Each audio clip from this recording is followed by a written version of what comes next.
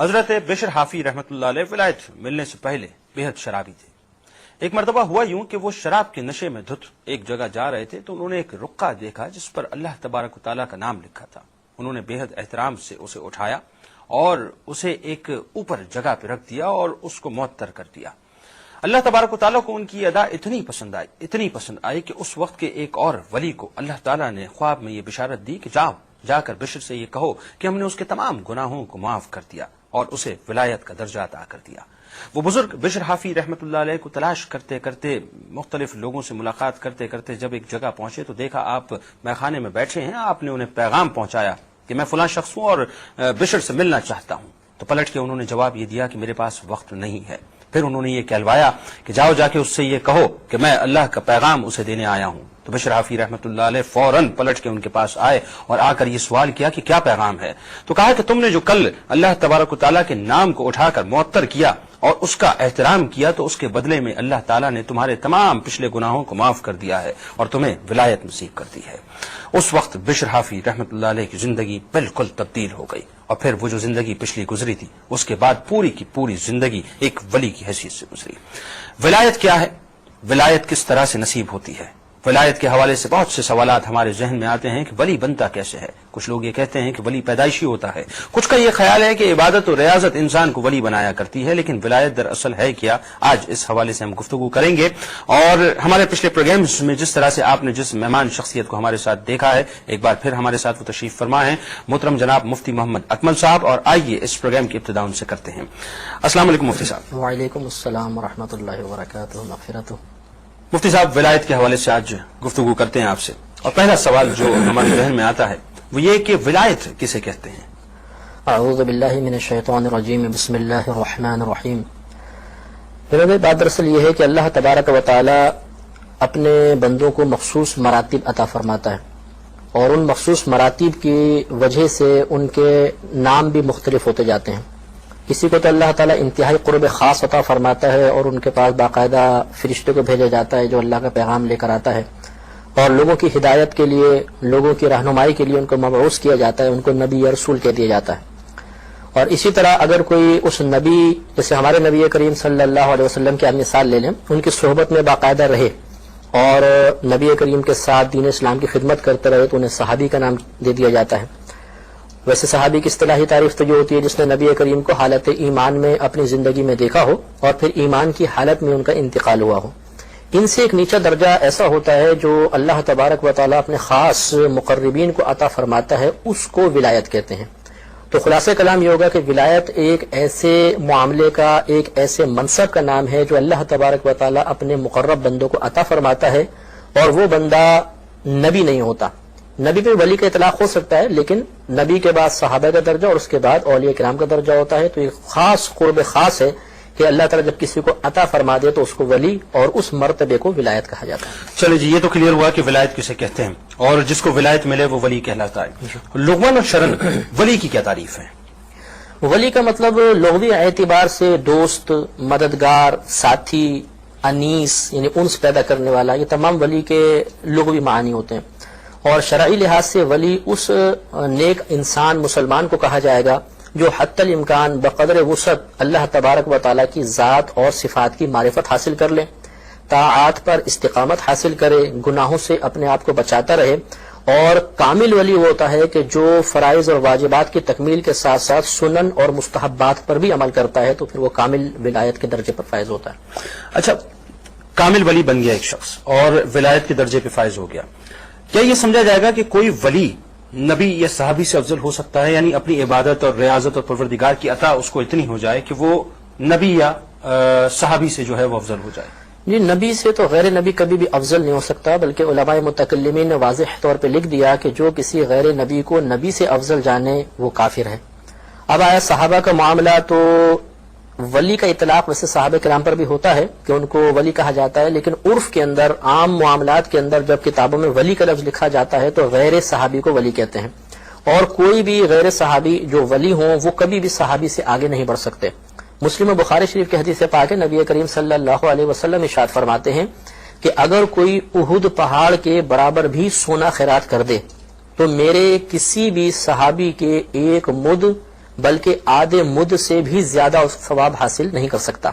مطلب یہ ہے، مد ہوتا ہے یہ تقریباً یہ سمجھ لیجئے 4.5 سیر کا 1 سا ہوتا ہے، تو یہ اس کا چوتھا حصہ بنتا ہے، تقریباً 1 سیر اور آدھ پاؤ کا 1 مد ہوتا ہے۔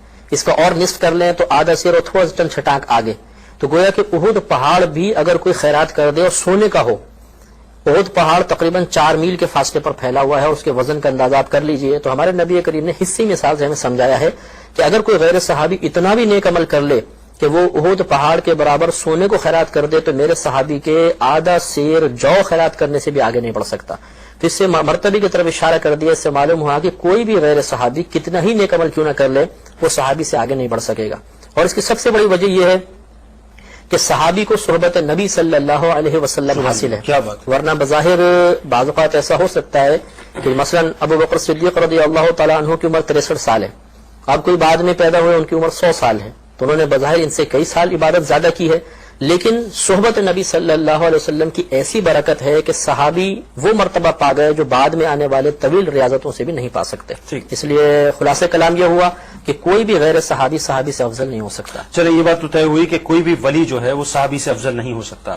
اگر ہم اس سوال کو آپ سے یوں کریں کہ صاحب کسی بھی صحابی کے آگے لفظ ولی جو ہے وہ لگانا درست ہے، یا ان کو ولی بول سکتے ہیں ہم کہ نہیں بول سکتے؟ جی ہاں، ولی کا ایک عام لغوی معنی ہے دوست، مددگار، یا اللہ تعالیٰ کی بارگاہ کا مقرب بندہ۔ اس اعتبار سے صحابہ کرام پر بھی ولی کا اطلاق ہو جاتا ہے، لیکن علماء اسلام نے ان تمام مراتب کے الگ الگ نام مخصوص کر دیے تاکہ ہم آسانی سے فرق کر سکیں۔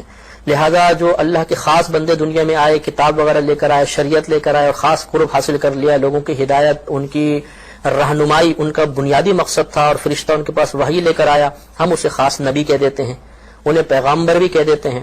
اب پیغامبر مانے ہوتا ہے پیغام لانے والا، لیکن اب غیر نبی کو پیغامبر نہیں کہہ سکتے، حالانکہ لفظ ایک عام لفظ ہے پیغامبر، پیغام لانے والا۔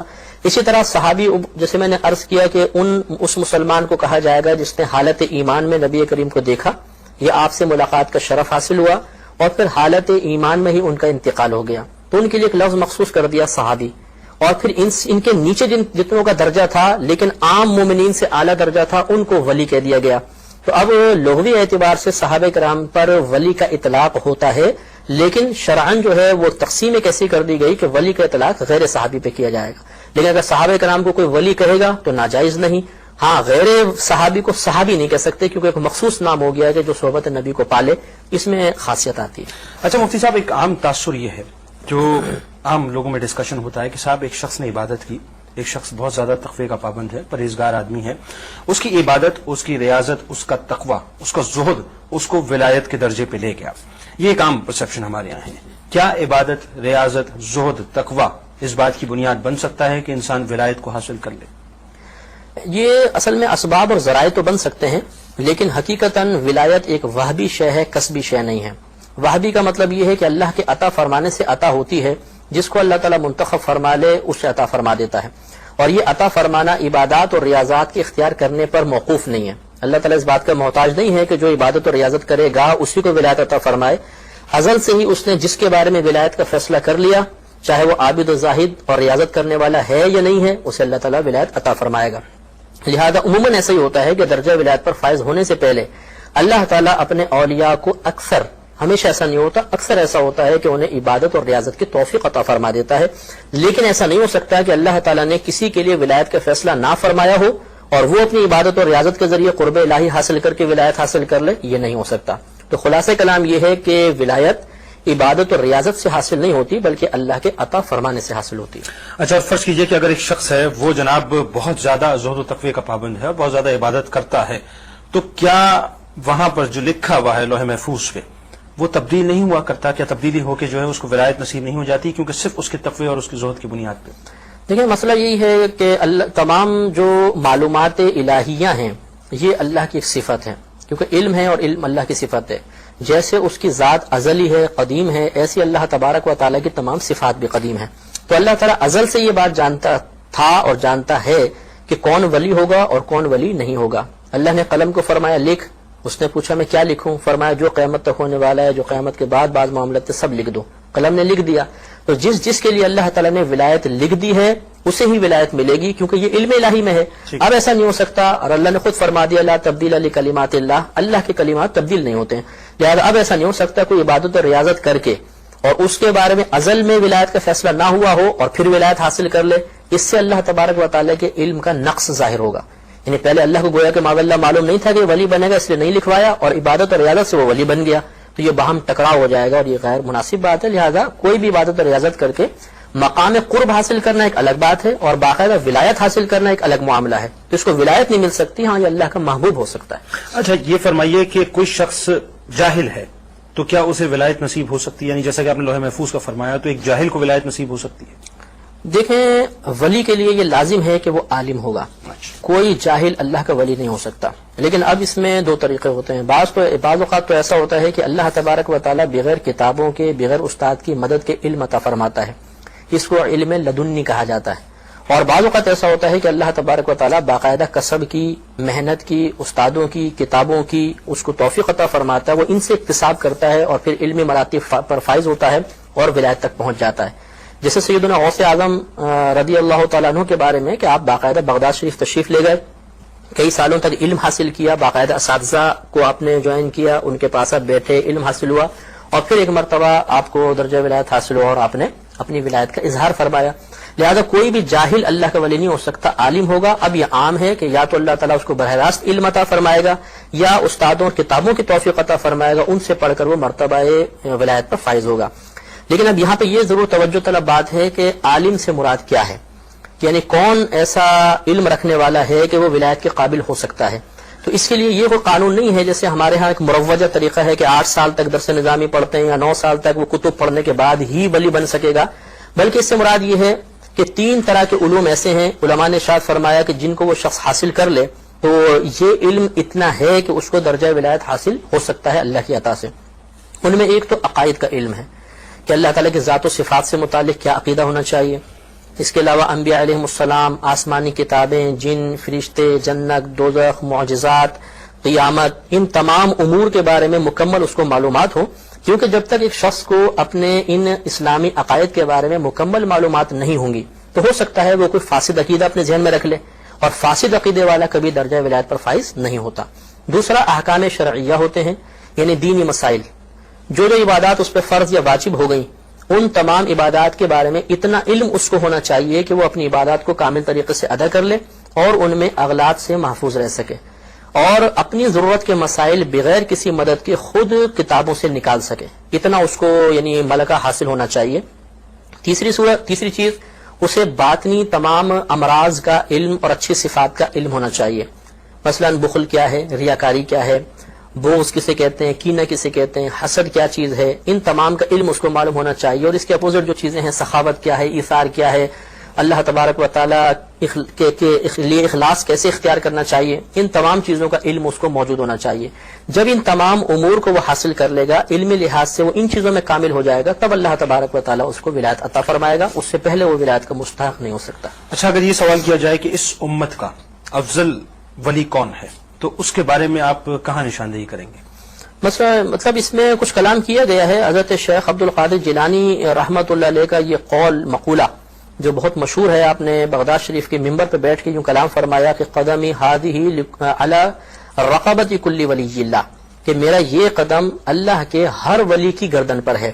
اس سے استدلال کیا گیا کہ آپ اس امت کے تمام اولیاء کرام سے افضل ہیں، لیکن اس میں تخصیص ذہن میں رکھنی چاہیے کہ بات تو وہی کہ ولی کا اطلاق صحابہ کرام پر نہیں ہوتا، حالانکہ ولی وہ بھی ہیں، لہذا صحابہ کرام تو اس سے خارج رہیں گے۔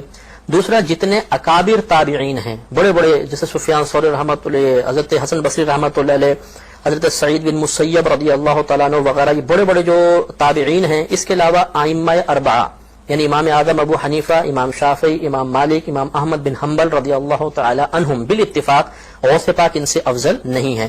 تو یہ ان تمام کے بعد جتنے اولیاء کرام آئے اور قیامت تک آتے رہیں گے، ان سب کے اوپر سیدنا شیخ عبد القادر جیلانی کی فوقیت کو تسلیم کیا گیا ہے۔ اب یہ سوال پیدا ہوتا ہے کہ آخر زمانے میں امام مہدی رضی اللہ تعالیٰ عنہ آئیں گے اور اس امت کے ولی کی حیثیت سے آئیں گے، تو ان کا اور شیخ عبد القادر جیلانی کا کیا مرتبہ ہوگا، کون افضل اور کون مفضول ہوگا؟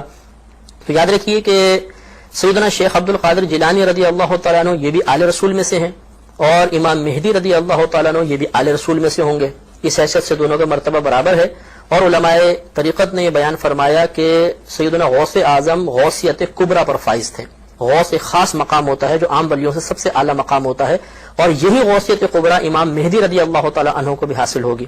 اس سے اندازہ ہوتا ہے کہ دونوں بالکل ہم مرتبہ ہوں گے کہ امام مہدی رضی اللہ تعالیٰ عنہ کا مرتبہ سیدنا غوث اعظم رضی اللہ تعالیٰ عنہ کے برابر ہوگا، لیکن سیدنا غوث اعظم کی غوثیت کبریٰ پہلے زمانے والوں کے لیے ہوگی، اور جب امام مہدی آئیں گے تو غوثیت کبریٰ کا منصب آپ کو حاصل ہوگا۔ بہت خوب آپ نے وضاحت کی اس بات کی۔ ایک سوال میں آپ سے اور کرنا چاہ رہا تھا کہ چونکہ یہ بات اسی حوالے سے چل رہی ہے کہ ولایت کا درجہ، کیا ہماری جو امت ہے، جو یہ امت ہے، جو سرکار کی امت ہے، اس کے جو اولیاء کرام ہیں، یہ پچھلی جتنی بھی سابقہ امتیں رہی ہیں ان کے اولیاء کرام سے افضل ہیں؟ الحمدللہ، بالکل ہمارے نبی کریم صلی اللہ علیہ وسلم کو اللہ تبارک و تعالی نے جو کچھ عطا فرمایا وہ پچھلوں سے سب سے افضل عطا فرمایا۔ مثلا آپ قرآن پاک کو لے لیں، کتاب اللہ پچھلی تمام کتابوں سے افضل ہے، لیکن افضل اس اعتبار سے نہیں کہ وہ کلام کم درجہ رکھتا تھا، یہ کلام اعلیٰ درجہ رکھتا ہے، کیونکہ وہ بھی اللہ کا کلام تھا، یہ بھی اللہ کا کلام ہے، اور اللہ کے کلام میں افضل اور مفضول نہیں ہوتا، اس کو تو تمام کلام ہی افضل ہے، لیکن قرآن پاک پڑھنے کے اعتبار سے زیادہ ثواب رکھتی ہے، لہذا پچھلی کتب کے اعتبار سے قرآن افضل ہوا۔ ان میں تحریف ہو گئی، اس میں تبدیلی ناممکن ہے، اس لحاظ سے سب سے افضل و اعلیٰ شے سرکار کو عطا ہو گئی۔ امت کا معاملہ آپ دیکھ لیجئے، یہ روایات میں موجود ہے، سیدنا موسیٰ علیہ الصلوۃ والسلام نے اللہ کی بارگاہ میں اس امت کو دیکھ کر تمنا کی تھی کہ یا رب کریم اس کو میری امت بنا دے، تو اللہ تعالیٰ نے فرمایا کہ نہیں، یہ میرے حبیب کریم صلی اللہ علیہ وسلم کی امت ہے، اس اعتبار سے ہمیں یہ بھی مرتبہ حاصل ہوا۔ پھر یہ حدیث پاک مشہور ہے، نبی کریم صلی اللہ علیہ وسلم ارشاد فرماتے ہیں کہ جب تک میں جنت میں نہ چلا جاؤں پچھلے تمام نبیوں پہ جنت حرام ہے، اور جب تک میری پوری امت جنت میں نہ چلے جائے پچھلی تمام امتوں پہ جنت حرام ہے۔ اس سے معلوم ہوا کہ جو چیز نبی کریم صلی اللہ علیہ وسلم سے تعلق پیدا کرتی جائے گی، اس کو نسبت حاصل ہوتی جائے گی، وہ سب سے اعلیٰ ہو جائے گی۔ اب اس سے جواب بالکل ظاہر ہے کہ چونکہ ان اولیاء کرام کو، اس امت کے اولیاء کرام کو نبی کریم اور حبیب خدا صلی اللہ علیہ وسلم سے خصوصی نسبت حاصل ہو گئی، تو یہ پچھلے تمام امت کے ولیوں سے افضل اور اعلیٰ ہے۔ اچھا، اب آتے ہیں بڑے امپورٹنٹ سوال کی طرف۔ اولیاء کرام کی بارگاہ میں جب ہم جاتے ہیں جناب، تو ان کی ایک نظر ہوتی ہے اور لوگوں کی زندگی تبدیل ہو جاتی ہے، ان کے منہ سے جملے ادا ہوتے ہیں اور سارے معاملات جو ہیں وہ بہتری کی طرف چلے جاتے ہیں، اور اسی طرح کہا بھی یہ بھی جاتا ہے کہ صاحب اولیاء کرام سے ہٹ کے کہ مجذوب کی بڑھ سے بھی بچو، وہ ایک الگ معاملہ ہے۔ لیکن ایک سوال جو بڑا امپورٹنٹ ہے کہ ظاہری پردہ فرمانے کے بعد یا وفات کے بعد جو ہے، کیا اولیاء کرام کا تصرف وہی رہتا ہے جو زندگی میں ان کے رہا کرتا ہے، ظاہری زندگی میں؟ دیکھیں، اس کے لیے پہلے ہم بخاری شریف کی ایک حدیث پاک کو بنیاد بناتے ہیں۔ نبی کریم صلی اللہ علیہ وسلم ارشاد فرماتے ہیں کہ اللہ تبارک و تعالی نے ارشاد فرمایا، یہ حدیث قدسی ہے، کہ جب بندہ میرا قرب حاصل کرتا ہے تو فرائض سے زیادہ کسی شے سے میرا قرب حاصل نہیں کر سکتا۔ بندہ پھر نوافل کے ذریعے میرا مزید قرب حاصل کرتا رہتا ہے، حتیٰ کہ میں اس کی آنکھ بن جاتا ہوں جس سے وہ دیکھتا ہے، اس کے کان بن جاتا ہوں جس سے وہ سنتا ہے، اس کے ہاتھ بن جاتا ہوں جس سے وہ تصرف کرتا ہے، اس کے پیر بن جاتا ہوں جس سے وہ چلتا ہے۔ اور آخری الفاظ پر غور کریں کہ پھر وہ جو مجھ سے طلب کرتا ہے میں اس کو عطا کر دیتا ہوں، اور جس چیز سے پناہ طلب کرے میں اس کو پناہ دیتا ہوں۔ تو یہاں پر آنکھ، کان، ہاتھ یا پیر بن جانے کا مطلب معاذ اللہ یہ نہیں کہ اللہ تعالیٰ ان کی شکل میں متشکل ہو کر اس ولی کے پاس آ جاتا ہے، بلکہ مراد یہ ہے، فخر الدین رازی رحمۃ اللہ علیہ تفسیر کبیر میں اس کی شرح کرتے ہوئے ارشاد فرماتے ہیں، اس کا مطلب یہ ہے کہ انہیں دیکھنے کی، سننے کی، تصرف کرنے کی اور قدموں سے کام لینے کی اللہ تعالیٰ زیادہ قوتیں اور وسعتیں عطا فرما دیتا ہے۔ عام آدمی اس دیوار کے پار نہیں دیکھ سکتا، اللہ کی عطا سے وہ ولی اگر چاہے تو پہاڑوں کے پیچھے بھی اس کی نگاہ پہنچ سکتی ہے، وہ ہزاروں میل دور کی چیزیں دیکھ سکتا ہے، دور دراز کی آوازیں سن سکتا ہے، ایک مقام پہ بیٹھے بیٹھے اپنا ہاتھ بڑھا کر چاہے تو کائنات بھر میں بھی تصرف کر سکتا ہے، یہ بھی ثابت ہے، اور اس کے لیے زمین کو لپیٹ دیا جاتا ہے، وہ کم وقت میں بہت لمبا فاصلہ بہت تیزی کے ساتھ طے کر لیا کرتا ہے۔ تو یہ تمام تصرفات حالت زندگی میں صحیح حدیث کریمہ سے ولیوں کے لیے ثابت ہو گئے۔ اور پھر اللہ کا آخر میں وعدہ کہ پھر وہ جو مجھ سے طلب کرے میں ضرور عطا کرتا ہوں، جس چیز سے پناہ مانگے میں اس کو پناہ دیتا ہوں۔ اس سے معلوم ہوا کہ اللہ تبارک و تعالی حالت زندگی کے اندر، دنیاوی زندگی میں ولیوں کو تمام نعمتیں عطا فرماتا ہے۔ اب یہ اللہ کا قانون قدرت ہے کہ جب کوئی انتقال کرتا ہے تو جو اوصاف اللہ نے اس کو عطا فرمائے وہ سلب نہیں کیے جاتے، بلکہ یہ علماء کرام نے فرمایا کہ روح جب تک بدن کی قید کے اندر رہتی ہے اس کی قوتیں کم ہوتی ہیں، جب یہ بدن کی قید سے آزاد ہوتی ہے تو اس کی قوتیں اتنی بڑھ جاتی ہیں کہ عقل اس قوت کا ادراک ہی نہیں کر سکتی۔ اس کی میں ادنی سی مثال آپ کو دیتا ہوں جو احادیث کریمہ سے نسبت کے اعتبار سے بڑی اعلیٰ مثال ہے کہ جب ایک عام کافر مردے کو، منافق کو قبر میں رکھا جاتا ہے اور وہ منکر نکیر کے سوالات کے جوابات دینے میں ناکام ہو جاتا ہے، تو فرشتے کہتے ہیں آسمان کی طرف دیکھ. وہ نگاہ اٹھاتا ہے تو ساتوں آسمانوں کو چیرتی ہوئی اس کی نگاہ جنت تک پہنچ جاتی ہے. اور وہ کہتے ہیں کہ اگر تو ان سوالات کے جوابات دیتا تو تیرا یہ ٹھکانہ تھا. اس وقت اس کو حسرت ہوتی ہے. پھر کہتے ہیں قدم کی طرف دیکھ. وہ قدموں کی طرف دیکھتا ہے تو ساتوں زمینوں کو چیرتی ہوئی نگاہ جہنم تک پہنچ جاتی ہے. وہاں کھڑکی کھول دی جاتی ہے اور کہا جاتا ہے کہ اب یہ تیرا ٹھکانہ ہے، تو اس کی آگ کی لپٹیں محسوس کرتا رہے.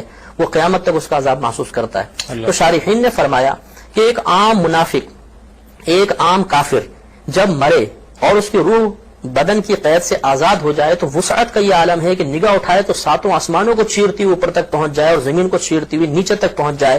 تو پھر ایک عام مومن کا عالم کیا ہوگا؟ اس کے بعد ولی کا عالم کیا ہوگا؟ اس کے بعد نبی کا عالم اور صحابہ کرام کا عالم کیا ہوگا؟ ان کی نگاہوں کی وسعت کیا ہوگی؟ تو جو اولیاء کرام دنیا میں اللہ کی عطا سے دیکھنے، سننے، چھونے اور فاصلہ طے کرنے کا تصرف رکھتے ہیں، جب ان کی ارواح طیبات بدن کی قید سے آزاد ہوتی ہوں گی تو ان کے تصرفات کا عالم کیا ہوگا؟ یہ مسلمانوں کا عقیدہ ہے کہ وہ ان صحیح احادیث کریمہ سے استدلال کرتے ہوئے پھر اولیاء کرام کے تصرف کو مانتے ہیں اور دور و نزدیک سے ان کو پکارتے بھی ہیں، اس نیت کے ساتھ کہ وہ خود سننے کی صلاحیت نہیں رکھتے، خود دیکھنے کی صلاحیت نہیں رکھتے. اللہ ان کو سنواتا ہے، اللہ انہیں دکھاتا ہے. اللہ کی عطا سے وہ تصرف کرتے ہیں. اللہ کی عطا سے چاہیں تو کم وقت کے اندر کئی مقامات پر تیزی کے ساتھ فاصلہ طے کرتے ہوئے پہنچ سکتے ہیں. تو لہذا چونکہ احادیث کریمہ سے ان کی طرف اشارہ ہوتا ہے، لہذا بعد وفات اولیاء کرام کے تصرف کا عقیدہ رکھنا یہ غلط نہیں، بالکل درست عقیدہ ہے. اچھا یہ بات فرمائیے کہ انسان جو ہے وہ اللہ تبارک و تعالیٰ سے مدد طلب کرتا ہے. کہا یہ جاتا ہے صاحب کہ اولیاء کرام سے جو ہے وہ امداد طلب نہ کی جائے، کیونکہ وہ اللہ تبارک و تعالیٰ کے بندے ہیں اور اللہ سے جو ہے وہ مدد طلب کرنی چاہیے. کیا ظاہری زندگی میں یا ظاہری وفات کے بعد اولیاء کرام سے امداد طلب کی جا سکتی ہے؟ جی ہاں، دیکھیں اس میں مسئلہ پہلے تو یہ ہوتا ہے کہ ہم مسلمانوں کا عقیدہ کیا ہے یہ جاننا بہت ضروری ہے. ہمارا عقیدہ یہ ہے کہ دینے والی ذات فقط اللہ تبارک و تعالیٰ کی ہے. بغیر اللہ کی عطا کے بڑے سے بڑا نبی بشمول ہمارے نبی کریم صلی اللہ علیہ وسلم کے بڑے سے بڑے صحابہ، بڑے سے بڑا ولی ایک تنکا بھی دینے پر قادر نہیں ہے. اور طلب امداد اللہ سے ہی کرنا اولا بھی ہے، افضل بھی ہے، اس کا کوئی منکر نہیں، کوئی انکار نہیں کر سکتا. لیکن اب سوال یہ پیدا ہوتا ہے کہ کیا اللہ کی عطا سے اولیاء کرام کچھ عطا فرمانے پر قادر ہیں یا نہیں ہیں؟ تو اگر کوئی اس عقیدے کے ساتھ کہ دینے والی ذات اللہ کی ہے لیکن اس اللہ کی ہی عادت کریمہ ہے کہ بندوں کو جو کچھ عطا فرماتا ہے بغیر وسیلے کے عطا نہیں فرماتا. آپ دیکھ لیجئے، رزق کا معاملہ دیکھیں، اولاد کا معاملہ دیکھ لیں، عزت کا معاملہ دیکھ لیں، ذلت کا معاملہ دیکھ لیں، زندگی کا معاملہ دیکھیں، موت کا معاملہ دیکھیں، آپ کو ان تمام چیزوں میں وسائل نظر آئیں گے. کوئی ایک چیز بھی کائنات کی ایسی بتا دیں جو بغیر کسی وسیلے کے اللہ نے کسی کو عطا فرمائی ہو. تو معلوم یہ ہوا کہ حقیقتاً دینے والی اللہ کی ذات ہے، لیکن جیسے دنیاوی اسباب ہوتے ہیں، دنیاوی ذرائع ہوتے ہیں اور ان سے چیزیں ہم تک پہنچتی ہیں، ہے اللہ کی، ان ذریعوں سے پہنچ رہی ہے. بالکل اسی طرح اگر یہ عقیدہ رکھا جائے کہ دینے والی ذات اللہ کی ہے لیکن یہ اولیاء کرام اس کے لیے ایک وسیلہ بن جاتے ہیں.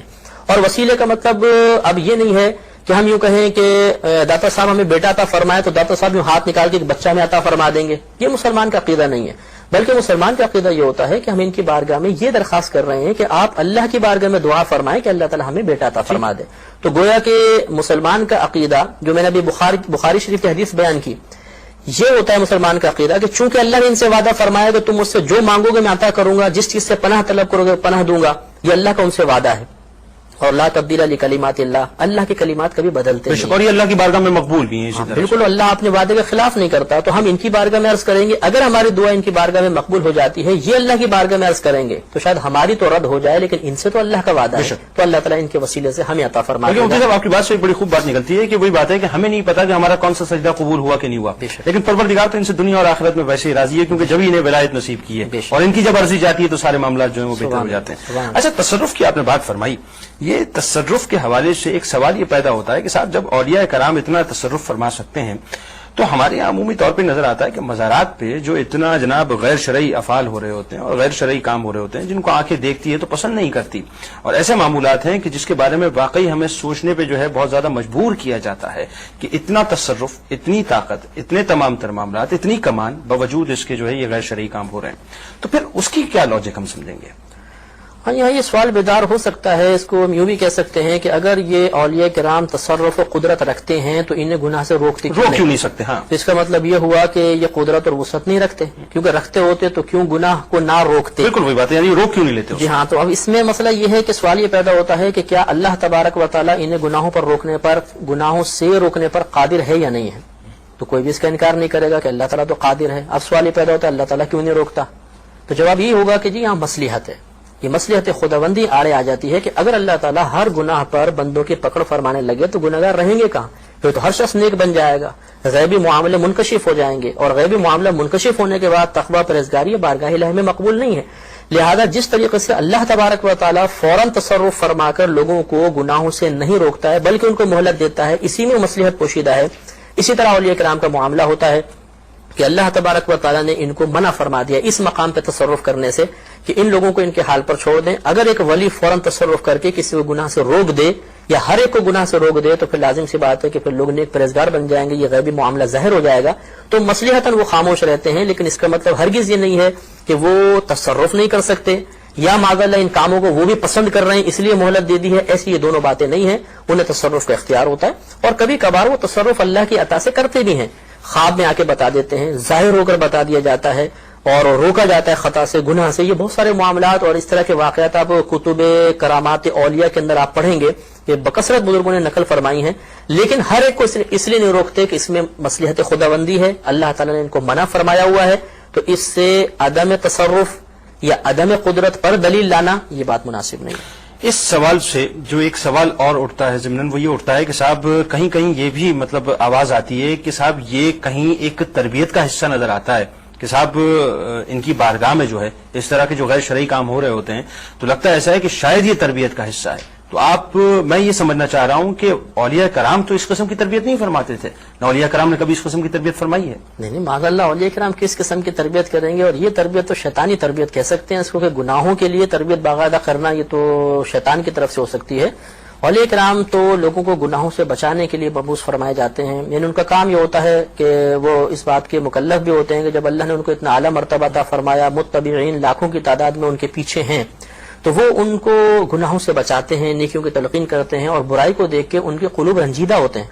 یہ الگ بات ہے کہ وہ اس کا اظہار سب کے سامنے نہیں کرتے، یا صاحب مزار تمام معاملات دیکھ رہے ہوتے ہیں، ناپسند بھی کر رہے ہوتے ہیں. کیونکہ دیکھیں ایک عام آدمی اگر نیک ہے تو گناہ دیکھ کر اس کو غیرت محسوس ہوتی ہے. غیرت کا مطلب ہے ناپسندیدہ اس بات کو سمجھتا ہے اور اس کو کراہت محسوس ہوتی ہے. یہ ایک عام مومن کا معاملہ ہے. تو صاحب مزار کی غیرت کا عالم کیا ہوگا؟ تو وہ بہت زیادہ اس کو ناپسند کرتے ہیں اور اضطراب کے عالم میں ہوتے ہیں. لیکن وہی مصلحت خداوندی آڑے آ جاتی ہے تو وہ اظہار تصرف نہیں کرتے ہیں اور لوگوں کو مہلت دیتے ہیں. تو اس سے یہ نہ سمجھا جائے کہ معاذ اللہ وہ اولیاء کرام جان بوجھ کے ان کو ڈھیل دے رہے ہیں اور ان کو مطلب گناہوں پہ دلیل کر رہے ہیں. یہ بات غیر مناسب ہے. اگر ان کے بارے میں یہ بدگمانی کی جائے تو معاذ اللہ کل کافر کھڑا ہو کے اللہ کے بارے میں بھی یہ بات کہہ سکتا ہے. تو ہمیں اس کو بھی جواب دے کے یعنی ہمارا ذاتی فعل ہے جناب، اس میں جو صاحب مزار ہے اس کا تو کوئی قصور نہیں ہے، اس نے کوئی ایسی تربیت نہیں کی. اچھا ایک سوال بڑا امپورٹنٹ ہے کہ صاحب ایک شخص کو ولایت دی اور اللہ تبارک و تعالیٰ نے اس کو ولایت کی گدی پہ بٹھا دیا، ولی بن گیا. وہ کیا ولایت ولی بننے کے بعد بھی سلب ہو جایا کرتی ہے؟ جی ہاں، ایسا بالکل ممکن ہے کہ اللہ تعالیٰ کسی کو مرتبہ ولایت پر فائز فرمائے اور کچھ عرصے بعد مختلف اسباب کی بنا پر اس کی ولایت کو سلب فرما لے، ممکن ہے. اچھا اگر ایسا ہو جاتا ہے تو پھر اس کے اسباب کے حوالے سے ہم سمجھنا چاہیں گے کہ اگر ایک شخص سے اس کو ولایت دی اور اس کی ولایت سلب ہو گئی تو اب اس کے اسباب کیا ہو سکتے ہیں؟ اس سے کئی اسباب سبب ہوتے ہیں. ایک سبب تو کسی اللہ تعالیٰ کے اپنے سے زیادہ مقرب بندے کی بارگاہ میں بے ادبی کا ارتکاب کر بیٹھنا ہے.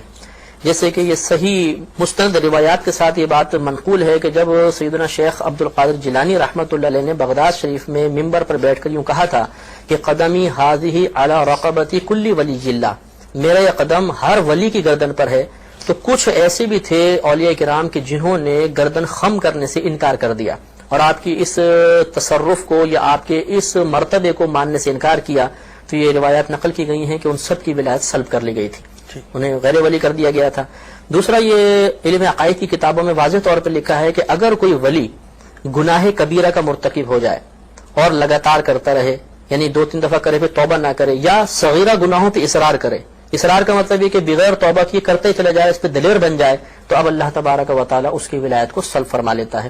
تو بے ادبی کا ارتکاب یا گناہوں پر اصرار یہ چیز انسان کی ولایت کو سلب کروا لیتی ہے. اچھا معرفت کی روح سے ایک سوال میں آپ سے کرنا چاہ رہا تھا کہ عموماً یہ کہا جاتا ہے کہ صاحب کوئی ولی ہو تو اس کے ہاتھ پہ بیعت کر لو، بیعت کرنا ضروری ہوتا ہے. تو کیا یہ بات بالکل صحیح ہے کہ کسی ولی کے ہاتھ پہ بیعت کرنا ضروری ہوا کرتا ہے؟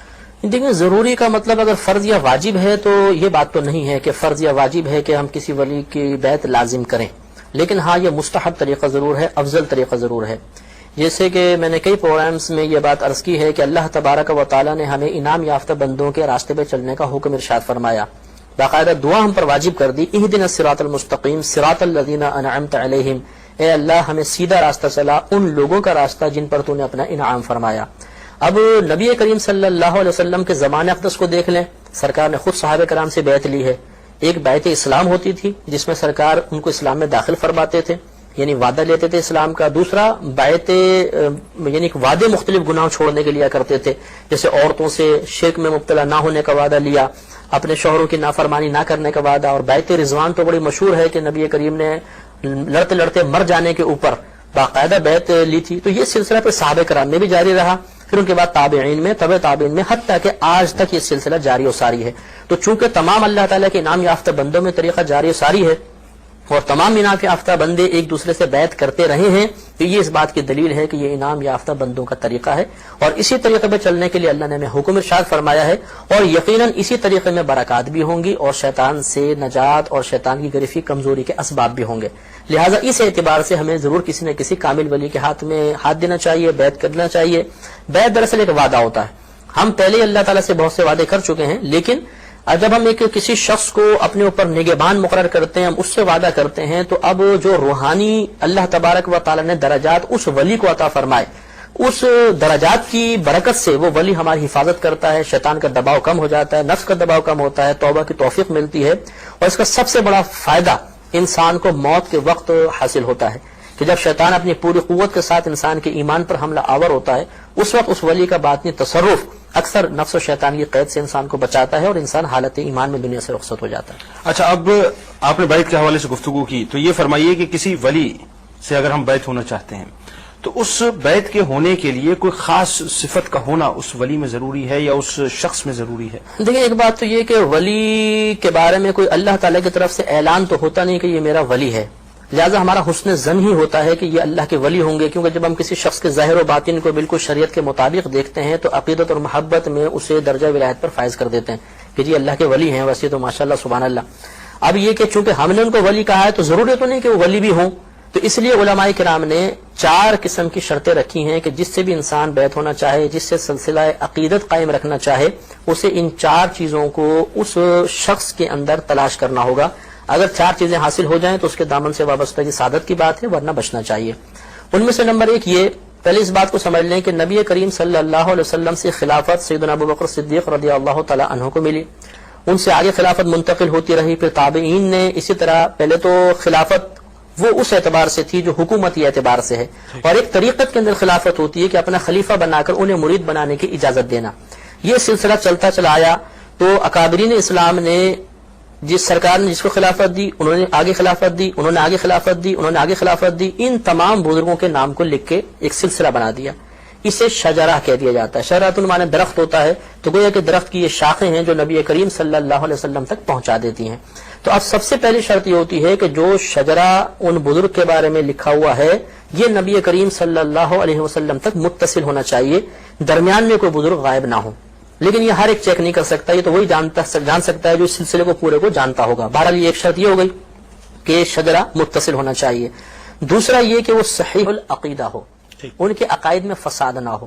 اللہ تبارک و تعالیٰ کی بارگاہ میں گستاخی کرنا، نبی کریم صلی اللہ علیہ وسلم کی بارگاہ میں گستاخی کرنا، یا آپ کو آخری نبی تسلیم نہ کرنا، یا عام مومنین کو مشرک اور کافر قرار دینا، اس قسم کے امور کے اندر اگر وہ مبتلا ہے تو صحیح العقیدہ نہیں ہے. یہ شرط اس میں مفقود ہے، وہ ولایت کے یا بیعت کے قابل نہیں ہے. عقیدہ اگر درست ہیں، عقائد مسلمانوں کی طرح ہیں بالکل، تو یہ دوسری شرط ان میں پوری ہو جائے گی. تیسرا یہ کہ وہ صاحب علم بھی ہو، اور علم کی وہی مقدار ہے جو ابھی میں نے عرض کی کہ عقائد بھی اپنے جانتے ہوں، علم شریعت یعنی دینی مسائل کا علم بھی ان کے پاس موجود ہو، اور علم باطن بھی ان کو حاصل ہو، یہ ضروری ہے. اور چوتھی اور آخری شرط کہ وہ کوئی اعلانیہ گناہ نہ کرتے ہوں. اگر پوشیدہ کوئی گناہ کرتا ہے تو ہمیں جستجو کی ضرورت نہیں ہے، اور نہ ہمیں معلوم ہے، ہم ظاہر کو دیکھیں گے. اگر وہ کوئی نبی کریم صلی اللہ علیہ وسلم کی نافرمانی میں اعلانیہ طور پہ مستقل جاری و ساری ہیں تو پھر وہ شخص ولایت کے نہ ولی ہے اور نہ وہ بیعت کے قابل ہے. تو 4 چیزیں دیکھنی ہوتی ہیں. ایک شجرہ متصل ہو، دوسرا صحیح العقیدہ ہو، تیسرا احکام شرعیہ جانتے ہوں، اور چوتھا کوئی بھی گناہ اعلانیہ نہ کرتے ہوں۔ جب یہ چار شرطیں کسی میں پائی جائیں تو وہ قابل بیعت ہیں، وہ یقیناً اللہ کے ولی ہوں گے۔ ہمارا حسن ظن کہتا ہے یقیناً اللہ کے ولی ہوں گے، اور ان سے سلسلہ بیعت قائم کرنا بہت افضل اور اعلیٰ ہے۔ اچھا، ہر مسلمان کو کیا بیعت کرنی چاہیے، یا ہر مسلمان کو کسی ولی کے ساتھ جو ہے وہ جڑ جانا چاہیے، یا اس کا دست جو ہے اپنے پیٹھ پہ رکھوانا چاہیے؟ مطلب جیسے میں نے عرض کیا کہ یہ مستحب ہے کہ ہر مسلمان عاقل بالغ چاہے مرد ہو عورت ہو، اس کو چاہیے کہ کسی نہ کسی اللہ کے ولی سے، اللہ کے نیک بندے سے قرب اور نسبت حاصل کر لیں۔ ٹھیک ہے۔ کیونکہ دنیاوی قانون کے مطابق آپ یہ دیکھیے، اگر آپ کے کوئی بہت ہی قریبی دوست آئیں اور ان کا بچہ ان کے ساتھ ہو، تو دوست کی محبت کی نسبت سے آپ کو اس بچے پہ بھی پیار آئے گا۔ ٹھیک ہے۔ یا کوئی ایک دوست کے ساتھ آپ کے کوئی اجنبی شخص آ گیا تو آپ اس سے بھی اسی پرتپاک طریقے سے ملیں گے جیسے اپنے دوست سے مل رہے ہیں، کیونکہ اس کو قرب حاصل ہے۔ تو یہ فائدہ ہوتا ہے کہ جب ہم کسی ولی کے دامن سے وابستہ ہو جاتے ہیں تو جو اللہ تعالیٰ کی نگاہ رحمت اس ولی پر پڑ رہی ہے وہ ساتھ رہنے والوں کو محروم نہیں کرتی ہے۔ توسل سے جو ہاں، اللہ تعالیٰ اس کے وسیلے سے انہیں بھی اپنا محبوب بنا لیتا ہے، اس لیے قرب حاصل کرنا بہت افضل ہے۔ اچھا، آپ آتے ہیں ایک بڑے خوبصورت سوال کی جانب کہ کیا اولیاء کرام کو ایصال ثواب کیا جا سکتا ہے؟ کیونکہ یہ سوال میں نے اس لیے کیا کہ اگر آپ کا جواب اس میں ہاں میں آتا ہے، یعنی اسبات میں آتا ہے، تو پھر ایک سوال یہ پیدا ہوتا ہے کہ کیا وہ اس ایصال کے محتاج ہیں؟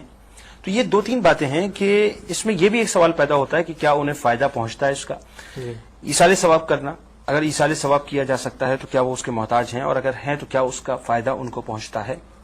دیکھیے، اکابرین اسلام نے تو یہاں تک لکھا ہے کہ انسان اپنی تمام عبادات، فرض، واجب، سنت، نفل، ان کا ثواب حضرت آدم علیہ الصلوۃ والسلام سے لے کر آج تک جتنے مومنین مومنات دنیا سے پردہ فرما چکے ان سب کو ایصال کرتا رہے۔ اس میں دیکھیں سارے نبی بھی آ گئے، صحابہ کرام بھی آ گئے، اولیاء کرام بھی آ گئے۔ اب یہ سوال پیدا ہوتا ہے کہ یہ ایصال ثواب کرنا کیا ان کی محتاجی کو ظاہر کرتا ہے، یا اس کی وجہ سے کوئی انہیں فائدہ پہنچتا یا نہیں پہنچتا؟ تو مطلب اس کا جواب یہ ہے کہ وہ ہمارے ایصال ثواب کے محتاج نہیں ہیں۔ اگر ایصال ثواب کے محتاج ہوتے تو ہمارے ایصال ثواب سے پہلے ان کو مرتبہ ولایت یا صحابیت کا مرتبہ یا مرتبہ نبوت کیسے حاصل ہو جاتا؟ تو وہ پہلے ہی اللہ کی بارگاہ میں مرتبہ پا چکے ہیں۔ اب ہوتا یہ ہے کہ جب ہم ایصال ثواب کرتے ہیں تو اس ثواب کی برکت سے ان کے درجات مزید بلند ہوتے ہیں اور انہیں روحانی خوشی محسوس ہوتی ہے، یہ ان کو فائدہ حاصل ہوتا ہے۔ حقیقتاً یہ ہماری اپنی غرض ہوتی ہے، ہمارا اپنا لالچ ہوتا ہے، کیونکہ اکابرین نے ارشاد فرمایا کہ جب آپ کسی ولی کو ایصال ثواب کریں گے تو آپ کا یہ ایصال ثواب باقاعدہ آپ کے اور آپ کے والد کے نام کے ساتھ ان کی بارگاہ میں پیش ہوگا۔ یہ ایصال ثواب جمع ہوتا رہے گا تو آپ کا ان کی بارگاہ کے اندر ایک رابطہ پیدا ہو جائے گا، شناسائی پیدا ہو جائے گی۔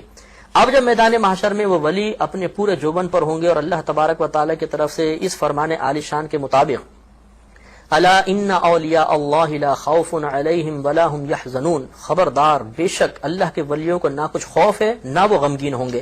تو میدان محشر میں اولیاء کرام کی بڑی حکومت ہوگی۔ ایسے وقت کے اندر اس حدیث کریمہ سے اندازہ لگائیے کہ نبی کریم صلی اللہ علیہ وسلم فرماتے ہیں کہ بروز قیامت جہنمیوں کی ایک لائن لگی ہوگی، سامنے سے ایک جنتی گزرے گا تو جہنمیوں میں سے ایک شخص آگے بڑھ کر کہے گا کہ اے بھائی تو مجھے پہچانتا ہے میں کون ہوں؟ بولے گا میں تو نہیں پہچانتا۔ تو وہ کہے گا کہ آپ کو یاد نہیں کہ آپ کو میں نے دنیا میں ایک گلاس پانی پلایا تھا؟ وہ کہے گا ہاں یاد آیا، اب تم کیا چاہتے ہو؟ وہ کہے گا آپ جنتی ہیں، آپ اللہ کی بارگاہ میں میری شفاعت کر دیں۔ تو وہ شخص اس کا ہاتھ پکڑ کے بارگاہ الہی میں لے کر جائے گا اور عرض گزار ہوگا یا رب کریم اس نے دنیا میں ایک گلاس مجھے پانی پلایا تھا، آج میری شفاعت اس کے حق میں قبول فرما لے۔ اللہ تعالیٰ کی رحمت بڑی جوش پڑے گی، اللہ تعالیٰ ارشاد فرمائے گا اس کا ہاتھ پکڑ اور دونوں بھائی داخل جنت ہو جاؤ۔ یہ ایک عام جنتی کا عالم ہے۔ جس اللہ کے ولی کی بارگاہ میں ہمارا ایصال ثواب مستقل پہنچتا رہا، بروز قیامت ہمیں بھی تو یہ حق حاصل ہوگا کہ ان کے دامن رحمت کو تھام کے عرض کریں کہ حضور بہت سارا ثواب آپ کی خدمت میں پیش کیا تھا، ہماری غرض تھی آج اللہ کی بارگاہ میں شفاعت کر دیجئے، تو انشاءاللہ وہ ہمیں مایوس نہیں کریں گے اور اپنے دامن رحمت میں لے کر انشاءاللہ داخل جنت۔ اچھا، ضمنی سوال اس حوالے سے کہ ایصال ثواب کا ایک طریقہ یہ ہے کہ بہت سمپل ہے کہ جی ایک آپ نے علم شریف پڑھا اور 3 کل پڑھ کے آپ نے بخش دیا اور تمام کیا نیاز کی صورت میں کچھ کھانے، کھیر کی، دیگر کی صورتوں میں جو ہے آپ وہ ایصال کر سکتے ہیں؟ جی ہاں، اصل میں یوں سمجھ لیجئے کہ جب لوگوں کا انتقال ہوتا ہے تو ایک عام مومن ہوتا ہے اور ایک اللہ کے ولی ہوتے ہیں۔ عام مومن کے ایصال ثواب کے لیے جو کھانا دیا جاتا ہے اس کو فاتحہ کہتے ہیں عرف میں، اور جو ولی کے لیے ہوتا ہے اس کو نظر و نیاز سے تعبیر کرتے ہیں۔ یہ دونوں ایصال ثواب کی صورتیں ہیں، لیکن اس میں کوئی تخصیص نہیں ہے کہ آپ کھیری پکائیں، فلاں چاول بنائیں، فلاں کھانا ان کو پسند تھا وہی آپ پکائیں، بلکہ کوئی بھی کھانا پکا کر اور اس کا ایصال ثواب کر سکتے ہیں۔ لیکن کھانے کا ہی ایصال ثواب یہ بھی ضروری نہیں ہے، آپ اپنے نیک اعمال کا ثواب کر لیں۔ لیکن وہ مسئلہ وہی ہوتا ہے کہ ایک ہے کہ بہت سے لوگ موجود ہیں، سب کو بانٹا گیا، ایک ایک چیز دے دی گئی، یہ بھی ایک معاملہ ہے. اور ایک ہے کہ آپ کو سب کے درمیان سے بلا کر خصوصی تحفہ دیا گیا، اس میں آپ کی خوشی کا عالم کچھ اور ہوگا. تو یہ ہوتا ہے کہ جب خصوصی طور پہ کسی ولی کے لیے اہتمام کیا جاتا ہے تو ان کی قلبی خوشی بڑھتی ہے، انہیں روحانی سکون زیادہ ملتا ہے. اچھا، وہ خصوصی طور سے آپ کی کیا مراد؟ مثال کے طور پہ 11ویں شریف کا اہتمام. ہاں، جیسے 11 تاریخ کو سیدنا غوث اعظم کے لیے سال ثواب مسلمانوں میں معروف ہو چکا ہے، یا 12ویں تاریخ میں نبی کریم صلی اللہ علیہ وسلم کے لیے سال ثواب کرتے ہیں، یا اعراس مبارکہ بزرگان دین کے ہوتے ہیں، ان میں خاص تاریخوں کے اندر بزرگوں کے لیے کھانے وغیرہ پکائے جاتے ہیں، ایصال ثواب کیے جاتے ہیں. خواجہ صاحب کی چھٹی کے حوالے سے جو ہے، ہاں، جس طرح یہ سب ایصال ثواب کی صورتیں ہیں، اگر ان کو لازم ضروری سمجھ کے نہ کیا جائے تو یہ ایصال ثواب کی شکلیں ہیں، ان میں شرعاً کوئی قباحت نہیں، اور یہ خصوصی طور پہ اہتمام انشاءاللہ بروز قیامت بہت کام آئے گا. ٹھیک.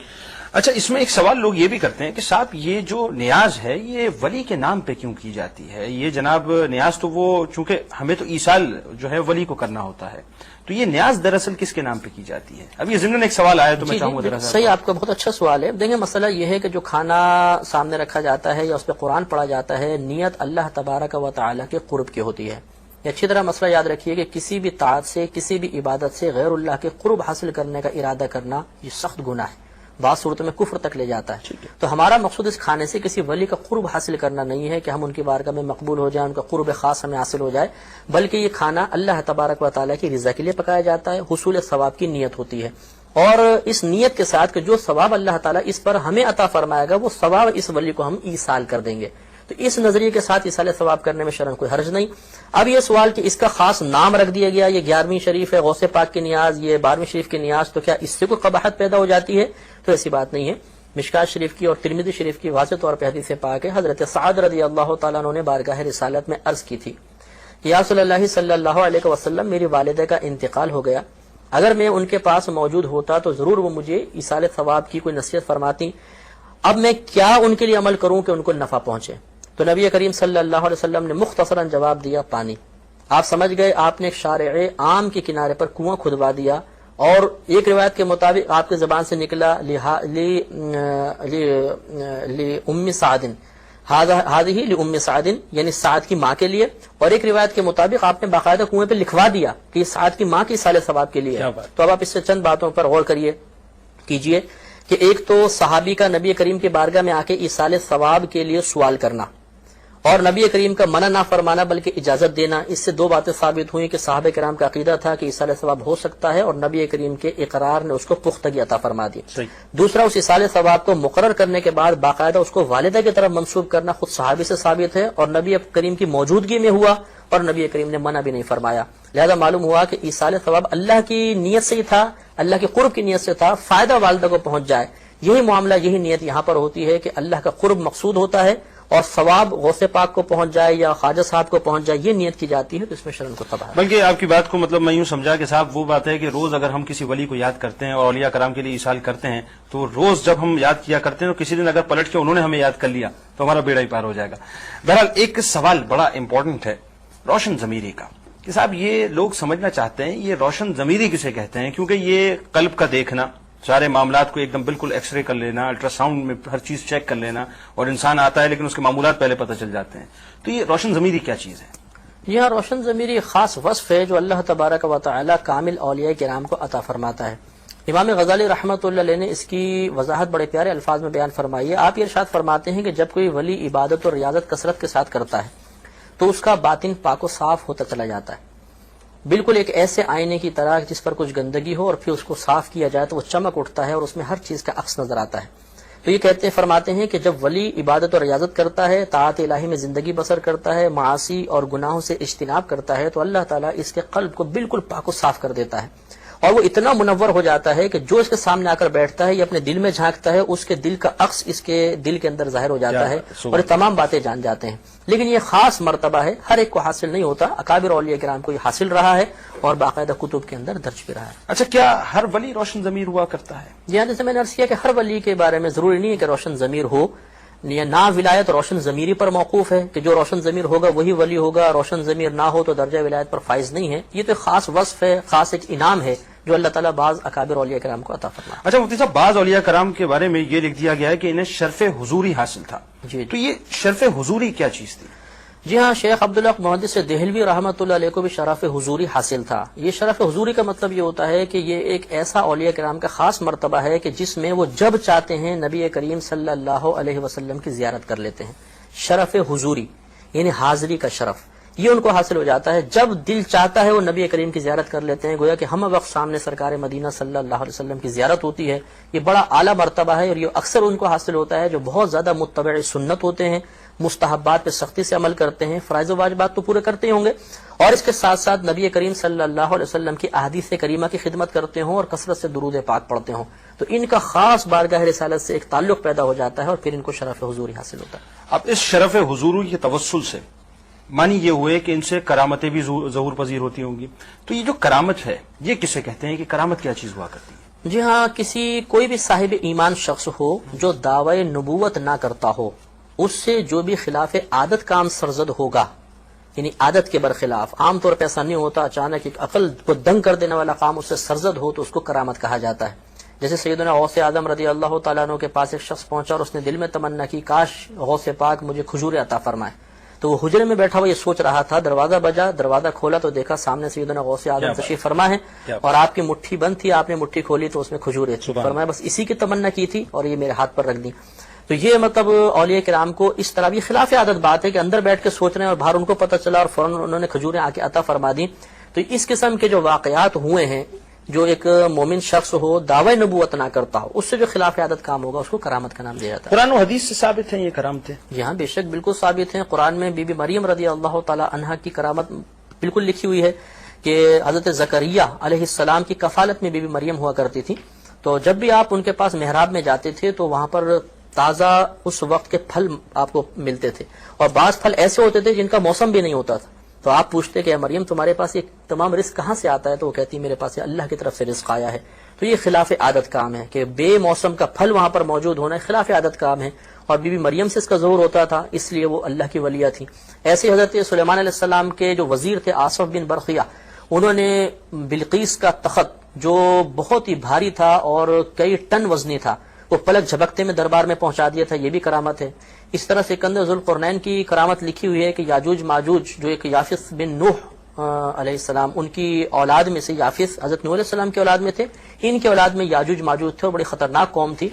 تو آپ ایک بستی کے اندر پہنچے تو انہوں نے ان کی شکایت کی کہ یاجوج ماجوج آتے ہیں اور تباہی بربادی کر دیتے ہیں، تو آپ ان کے اور ہمارے درمیان ایک دیوار قائم کر دیں۔ تو پھر آپ نے لوہے کے ٹکڑے منگائے، انہیں کھڑا کیا اور ان کے بیچ میں کوئلہ اور پگھلا ہوا تانبا ڈالا، اور پھر قریب آگ سلگا دی اس لوہے کے نیچے، اور سب سے کہا اس کو پھونکو، انہوں نے پھونکا تو وہ لال سرخ ہو گئی دیوار۔ اب یہ کرامت ہے، ایسی زبردست کرامت کہ اتنی مضبوط دیوار بنائی، اس کو پھونکا اور پھونکنے سے وہ آگ کی طرح لال ہو گئی اور ایسی مضبوط شیشے کی دیوار بن گئی۔ تو یہ سب آپ کی کرامات تھیں، اور یاجوج ماجوج اس دیوار کو پار نہیں کر سکتے۔ انشاءاللہ موقع ملا تو پھر اس پہ ہم طویل کلام کریں گے۔ تو یہ مطلب کرامات خود قرآن سے موجود ہیں، یہ اولیاء کرام، یہ نبی نہیں تھے بلکہ اولیاء کرام تھے، اور ان سے خلاف عادت کام کا ظہور ہوا ہے، اور احادیث کریمہ بھی اس سے مالا مال ہیں۔ آپ دیکھیے کہ سیدنا ابو بکر صدیق رضی اللہ تعالی عنہ کا جب انتقال ہونے لگا تو آپ نے بی بی اسما سے فرمایا تھا کہ تمہاری ایک بہن مزید ہوگی جو وراثت میں حصے دار ہوگی، حالانکہ ابھی زوجہ حاملہ تھیں اور ان کے بچہ پیدا نہیں ہوا تھا، اور آپ نے پہلے ہی بتا دیا تھا کہ ایک بچی پیدا ہوگی ان سے اور وہ بھی وراثت میں حصے دار بنے گی۔ اس طرح صحابہ کرام سے بہت سی روایات منقول ہیں جن سے ان کی کرامت کا اشارہ ہوتا ہے۔ اور پھر ان کے بعد چونکہ صحابہ کرام کے دور میں اس قسم کی کرامات جو مذہب کے لیے علامت بن جائیں اور لوگوں کے مذہب کی طرف میلان کی سبب بنے، اس کی ضرورت زیادہ نہیں تھی۔ یہ حکمت الہیہ لکھی ہے بزرگوں نے۔ اس کے بعد چونکہ بگاڑ پیدا ہوتا رہا تو اللہ تبارک و تعالی نے اپنے اولیاء کرام کی طرف لوگوں کو مائل کرنے کے لیے انہیں بکثرت کرامات سے نوازا اور کرامات کے اظہار کی اجازت بھی عطا فرمائی۔ یہی وجہ ہے کہ غوث پاک رضی اللہ تعالیٰ عنہ کے بارے میں منقول ہے کہ آپ سے جو شخص جس وقت جیسی کرامت چاہتا تھا آپ فوراً ظہور پذیر فرما دیا کرتے تھے۔ حضرت عبد الملک بن زوال رحمۃ اللہ علیہ کے بارے میں آتا ہے کہ میں ایک مرتبہ آپ کے ساتھ کہیں جا رہا تھا تو آپ کے ہاتھ میں لوٹا تھا، تو میں نے فقط دل میں تمنا کی کہ کاش آج غوث پاک اس لوٹے سے کوئی کرامت دکھا دینا تو مزہ آ جائے۔ تو سیدنا غوث پاک نے میری طرف دیکھا، مسکرایا اور لوٹا زمین پر پھینک دیا۔ کہتے ہیں جیسی وہ زمین پہ گرا اللہ تبارک و تعالی نے میری آنکھوں سے پردے ہٹا دیے، میں نگاہ اٹھاتا تھا ساتوں آسمان نظر آتے تھے، نگاہ جھکاتا تھا ساتوں زمینوں کے خزانے نظر آتے تھے۔ اس کے بعد سیدنا غوث اعظم نے لوٹا اٹھایا تو سب کچھ غائب ہو گیا۔ تو اس طرح یہ کرامات بکثرت یعنی بزرگان دین نے لکھی ہیں، لہذا کرامات حق ہیں، اور علم کلام کی تمام کتابوں میں اولیاء کرام اور کرامت کے بارے میں یہ لکھا ہوا ہے کہ اولیاء کرام بھی حق ہیں، ان کی کرامات بھی حق ہیں۔ मुफ्ती साहब, ये मौजू खासा तवील है और वक्त की खासी कमी है। इसको मैं चाहूंगा दोबारा इस मौजू को कंटिन्यू करें और एक बार फिर इसमें नशिस्त हो। आपका बहुत शुक्रिया, आप तशरीफ लाए। ख़वातीन व हज़रात, विलायत का मौजू अभी जारी उसारी है। विलायत बहुत बड़ी चीज़ है। अल्लाह तबारक व तआला की तरफ से इंतखाब हुआ करता है बंदे का कि उसे विलायत की सीट पर फाइज कर दिया जाए। वली हम लफ्ज़ कह तो देते हैं, लेकिन विलायत का दर्जा हासिल करना इतना आसान नहीं है, क्योंकि परवरदिगार की तरफ से मुंतखब किया हुआ वो आदमी हुआ करता है। विलायत के हवाले से करामत और करामात का मामला अभी मजीद मौजूए बहस है। हम चाहेंगे कि इन करामात पर मजीद बात करें, विलायत के दर्जात पे बात करें, औलिया कराम की शान पे बात करें, और ताकि एक सैर हासिल गुफ्तगू आप तक पहुंच सके। अगले प्रोग्राम तक के लिए आप